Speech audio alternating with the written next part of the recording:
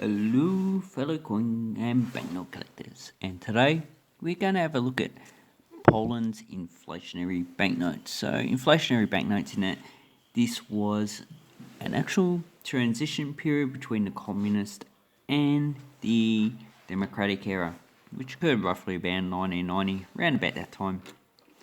But these banknotes were first issued in 1974, so you actually get quite a lot of denominations. The first one that was issued was, let's have a look.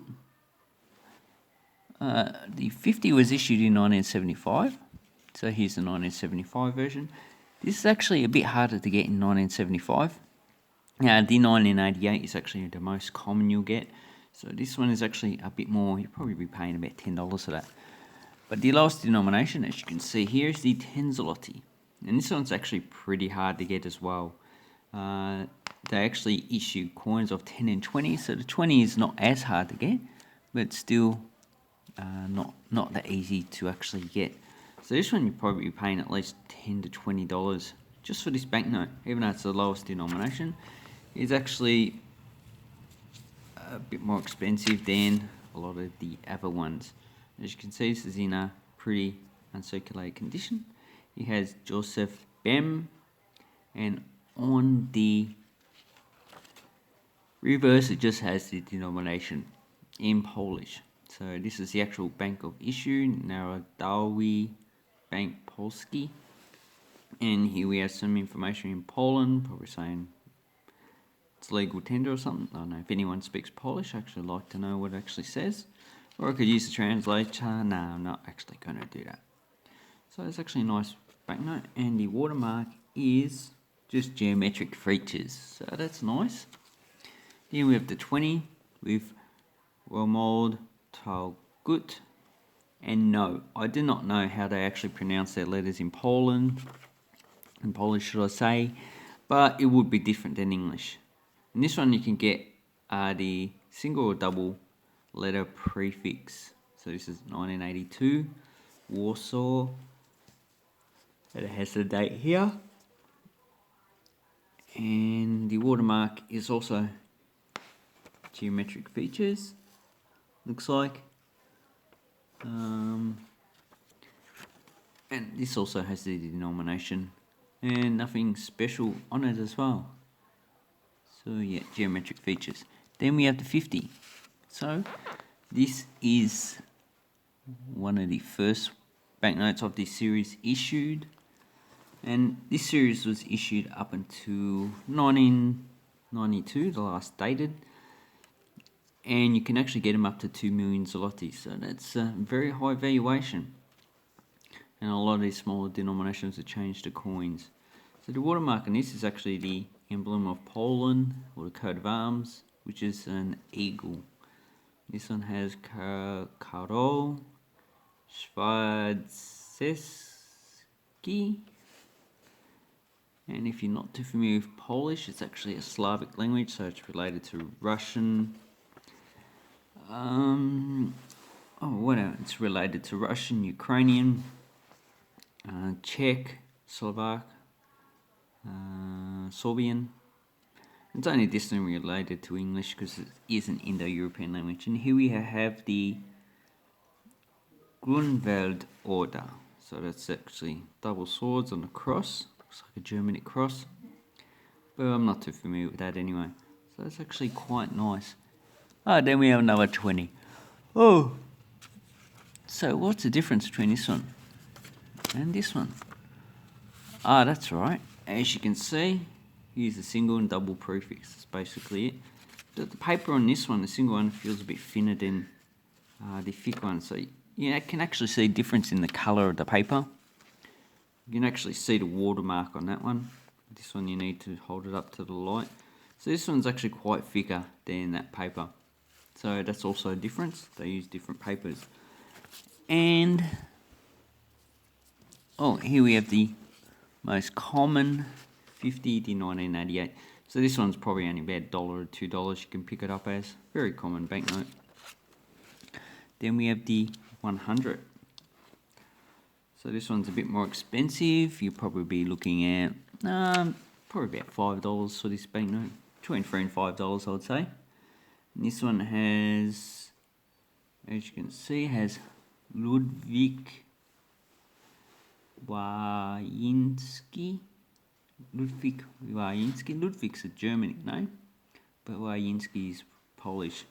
And you have to remember, Poland has a complicated history. It was a country, then it wasn't, and it was a country, then it wasn't.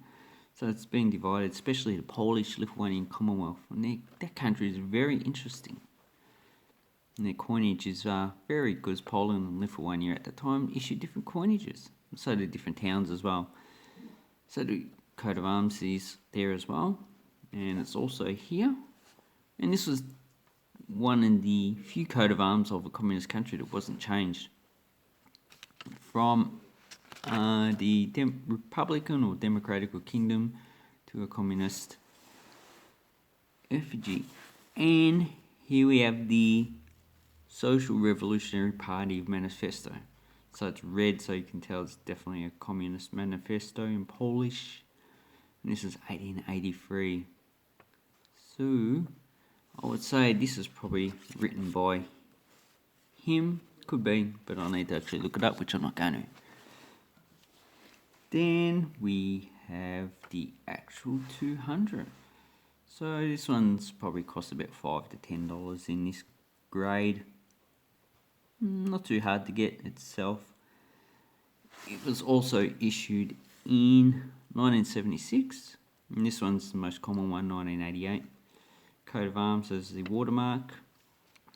And it has Jaroslav Darovsky. I presume the W is pronounced as V as in German. So it's a similarity. But I'm not too sure the L with the slash in it. Lowski might be a long consonant or short consonant, not too sure.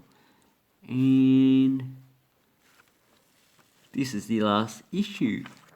And here we have the monument to the dead of the Paris Commune at Père Lachaise Cemetery. So if maybe it's a good idea to actually look that up.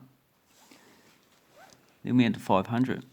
So another thing is that these actually come in 1, 2, and 5 series. So you got 10, 20, 50, 100, 200, 500, 1000, up into 2 million. So it doesn't actually leave any denominations of that out. And there are no 25 series, so no 25 zloty or 250. So it's quite a simple series to actually get. So this was actually the first banknote issued in 1974. So, and this is the 1982 issue. So this is actually the last one of the first series. And it has Tadeusz Kosciuszko. So this is actually Mount Kosciuszko in Australia is actually named after this guy. So if you're not too familiar, it's named after him. And I believe he was a general in the Polish-Lithuanian Commonwealth. And on this side we have Kosciuszko's arms, so that's there. And the historic field standard of the Polish Liberation War. So that is actually the standard, so just a flag. So watermark is also the coat of arms. Then we have the 1000.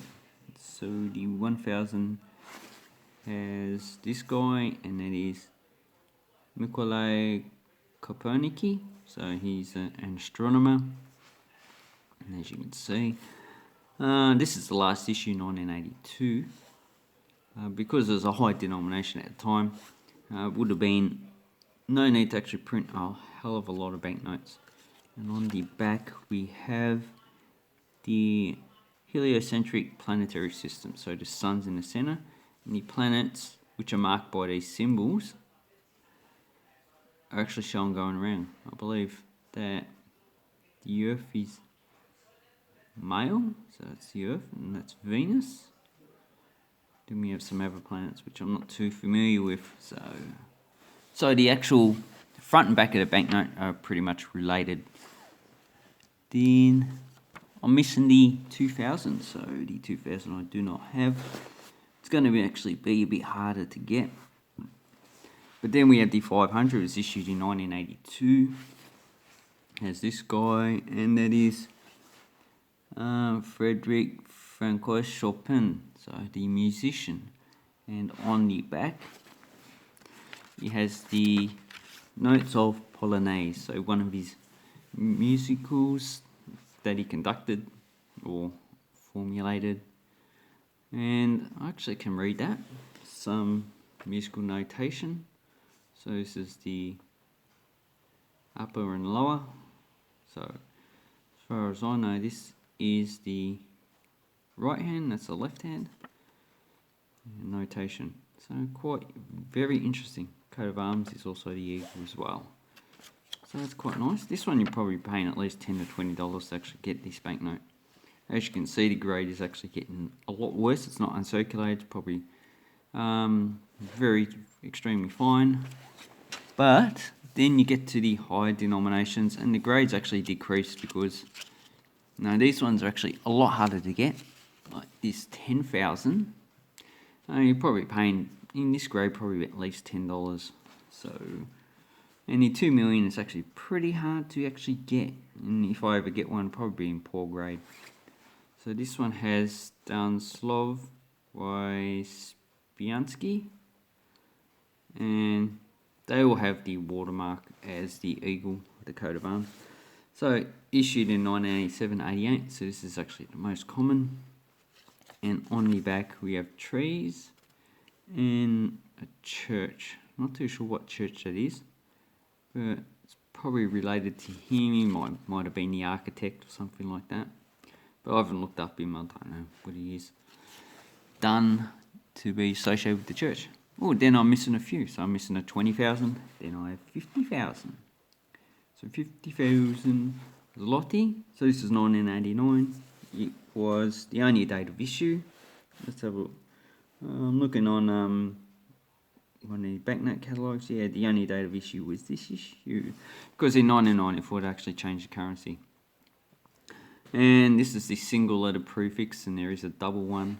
This one has Stanislav Stasic. And on the back we have Stasic Palace in Warsaw. So it has up there Warsaw, Palak, Stasic. So he's probably, it's either named after him or he's, no, I wouldn't say it's the architect. It's probably named after him because he done something great for Poland. And as you can see, it has no security for it, which is a bit weird for a banknote issued in 1989.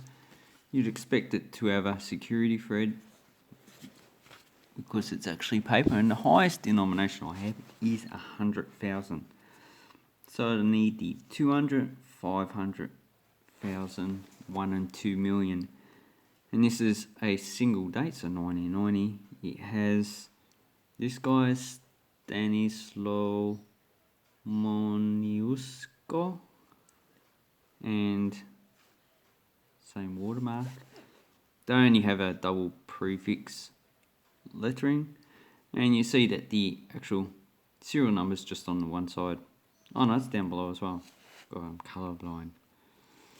And on the back we have the Theatre Wielki, the Great Theatre in Warsaw. So he will be related to the theatre somehow. But these are actually a nice series. This one you'll probably be paying at least $10 to $20 as well. In this grade, probably a little bit more. But these high denominations are actually harder to get. And they're actually a nice series if you're interested in Polish banknotes. You can see they all are actually the same size. So they don't grade in size at all, not like Australian banknotes. The colours, while they are different, like you got blue, you got pink, pinkish red, then you got green. Then you got green, so let's have a look at the rest. Another red, another purplish green. Because most of the banknotes are actually the background colour, so the actual paper colour, you can probably get confused if you actually use them, especially at the higher denominations.